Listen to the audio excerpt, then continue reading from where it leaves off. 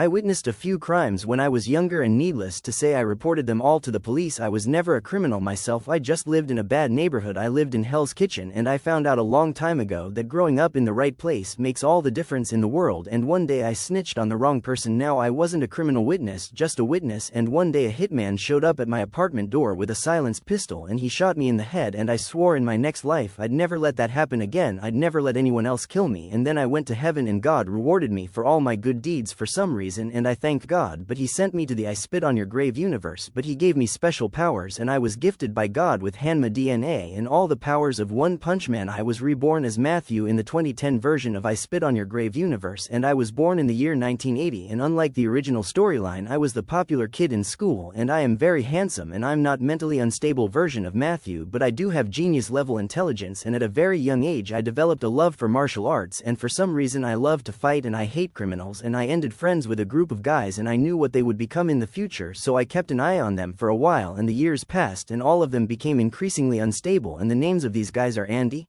Stanley and Johnny is the worst of them, a real bastard. They like me a lot and I actually helped them get a lot of women over the years, and no, not how you think, it was consensual, and they actually were with women they didn't assault, and that's one reason they like me so much, because I'm a pretty boy and the ladies love me because I'm handsome and muscular like a fitness model, so they reap the benefits. I'm a repairman and a maintenance man just like Matthew was in the original storyline, except I can actually kill people with my bare hands, and I know how to use every weapon on earth because I was an army ranger and I was one of the best. One of the reasons why they always liked hanging out with me because it was always interesting in Johnny, and I always liked to talk about all the sexy women we had sex with, and I would always say, dude, we need to get married to some nice ladies instead of sitting here in this sausage festival talking about all that nonsense. I want to go to a nice female strip club soon or something. And then Johnny said, fuck man, I want to go right now and leave these dipshits here because I know you got plenty of money, city boy. And then I said, man, I have lived here most of my life, okay, I'm not really a city boy. And then he said, whatever, Mike Tyson, look at old Brock Lesnar over here talking about he ain't no city boy. And I said, oh dude, really, I fucking hate Brock Lesnar, don't call me him again please, or not taking you to another strip club, Johnny. And then Stanley and Andy started instigating again, and they said, you better be careful, Johnny, he might challenge you to a sparring match again. And then Johnny said, no, I ain't going to fight his ass no more because I ain't stupid, but I will shoot him with my gun. And then he pointed his gun at my head and I said, you really have lost your fucking mind. And then I smirked and I quickly snatched his gun and then I pointed it at him and I said, oh, what, you want your gun back? And then I threw it in the woods, and then Johnny said, go get it. And then I said, fuck you asshole, you pointed a gun at me, you go get it. And then they all laughed at him, and then fuck you Matthew. And then I said, you pointed a gun, you fucking psycho, what did you expect? And we're all outside fishing, and Stanley always liked to record the most messed up things. And then I said, Stanley, you need to quit recording things like that because someone is going to get into a lot of trouble if you continue recording stuff like that. And then he laughed like an idiot and said, I'll be alright man. And then I sarcastically mocked his laughter and said, dude, all you guys need to get another job or something like that, or get a healthy hobby, you know, something that doesn't involve all the demented shit you all do. I heard about what y'all been doing in that cabin. And then Johnny asked me, what have you heard? And then I said, well, I heard from someone that you're taking girls in there and having sex with them, but it's non-consensual, what I heard. And then Johnny asked me, who the fuck told you that? Was it Stanley? And then Johnny ran over and pushed Stanley out of his chair and he said, Stanley, you don't need to be fucking telling lies on me, boy. And then I said, whoa, why are you tripping out, dude? You seem like you're getting offended for no good reason. I mean, if it's not true, then you have nothing to worry about, false accusations, right? And then Johnny looked at me seriously and said, right. And then I said, okay Johnny, let's go to a strip club, boys, VIP is on me.